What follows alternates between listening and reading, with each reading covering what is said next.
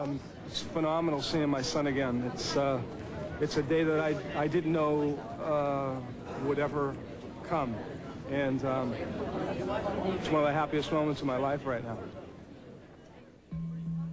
Nicholas was born in 1983. 4 years later, Arthur and Nicholas's mother, Livia Molinari, separated. They agreed to share custody of their son. In the early part of 1989, Livia became involved with an obscure, strict religious sect. 14 fellow members moved into her 3-bedroom apartment. Dad, do you really love me? Of course I love you. Arthur became increasingly concerned that Livia's religious beliefs were having a detrimental effect on Nicholas. He related to me that the rod of discipline was introduced, and he told me that when he was bad, he was hit on his bones. And I asked him where on his bones was he hit, and he told me on the back of his hands and on his back. In June of 1989, Livia disappeared with Nicholas. Arthur tracked members of the sect to several major cities throughout the United States. However, he was never able to locate Livia or Nicholas.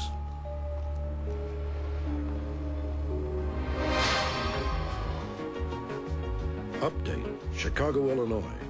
The morning after this story aired, a viewer's tip led authorities to an apartment where Livia Molinari and her son Nicholas Karopoulos were living. Livia Molinari was arrested by FBI agents and eventually received 3 years probation.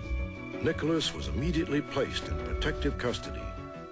The feeling was incredible. All day long, I would cry at the thought of my son being found, and then talking to him on the phone in Chicago about an hour later was even more incredible.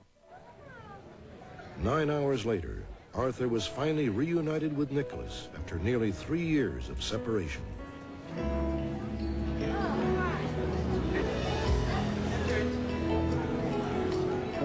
When I first saw my son, that same beautiful face that I had remembered, it was an incredible, emotional, nerve-wracking experience. And when he looked up at me, he went, "Oh, hi."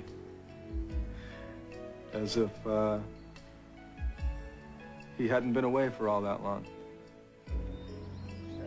Nicholas now lives with his father, stepmother, and 2.5-year-old brother, whom he had never met. Nicholas will soon be attending school and is beginning to readjust to life at home.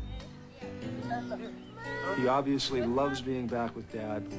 He enjoys being with his little brother and my wife and myself. The future holds happiness as far as I'm concerned. My son is back with us, where he belongs. The road is going to be a little rocky. There are a lot of things to deal with, but as long as he's with us and we know where he is, we can give him all the love in the world that he deserves, and we'll just ride it off into the sunset, so to speak.